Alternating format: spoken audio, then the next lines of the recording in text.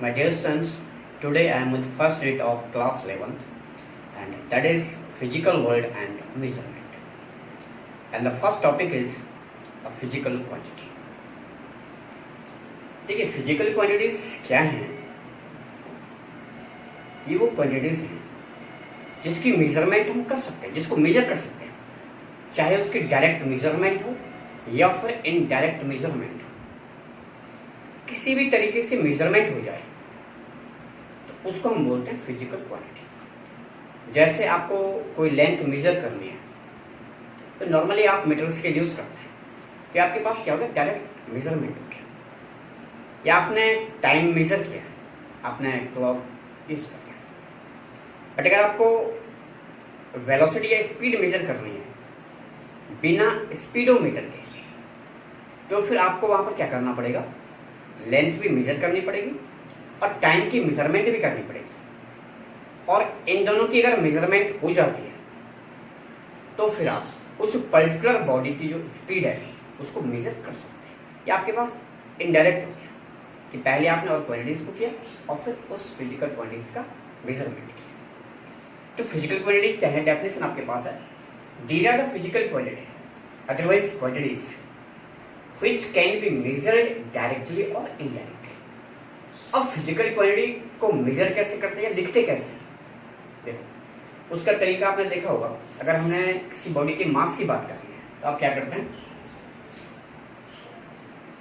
2 kg हमने बोल दिया, तो इसमें जो 2 है एक न्यूमेरिकल वैल्यू है और जो केजी है ये उसकी क्या है, यूनिट। या फिर मैं लेंथ की बात कर लेता हूं,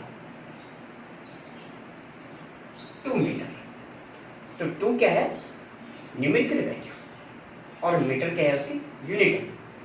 यानी कि physical quantity equal to numerical value into unit, n for numerical value, u for unit. तो कोई भी फिजिकल क्वांटिटीज है उसमें उसकी न्यूमेरिकल वैल्यू होगी और साथ में क्या होगी, इसकी यूनिट होगी। फिजिकल क्वांटिटीज हमारे पास 2 टाइप्स की है, एक तो फंडामेंटल क्वांटिटीज है और दूसरी हमारे पास आती है डिराइव्ड क्वांटिटीज। फंडामेंटल क्वांटिटीज कौन सी क्वांटिटीज हैं? These are the quantities which cannot be expressed in terms of any other physical quantity। इनकी सेल्फ एग्जिस्टेंस है। जैसे मास है, मास का लेंथ से कोई लेना देना नहीं है, या फिर लेंथ है, लेंथ का मास से कोई लेना देना नहीं है।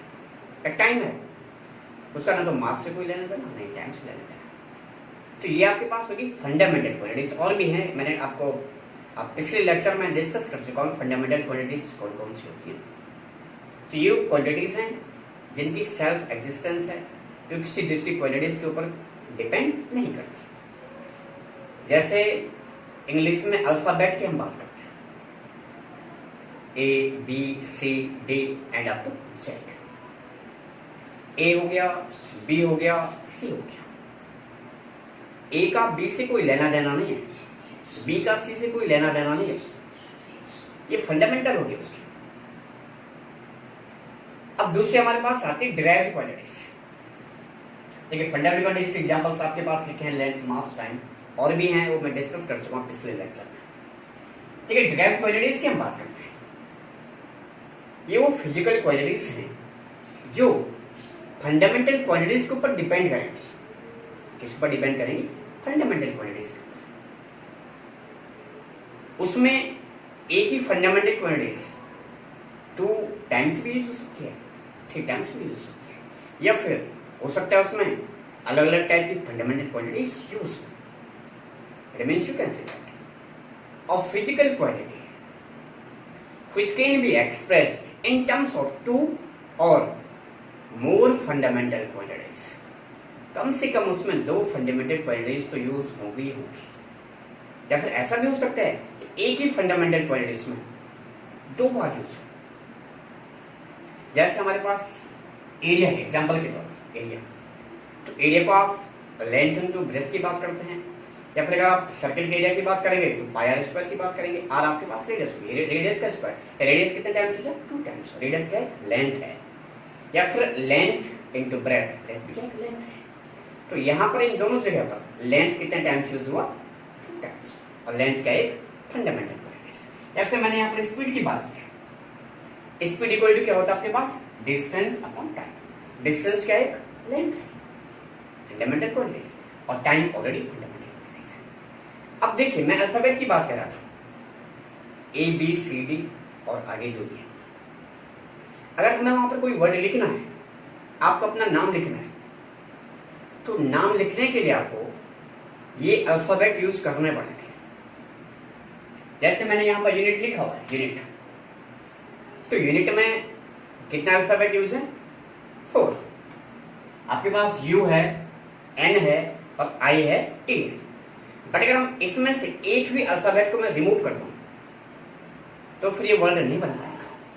यानी कि जो यूनिट लिखा है ये हर अल्फाबेट के ऊपर डिपेंड कर रहा है, 4 अल्फाबेट यहां पर यूज है। वैसी डिराइव्ड क्वांटिटीज है, अगर मैं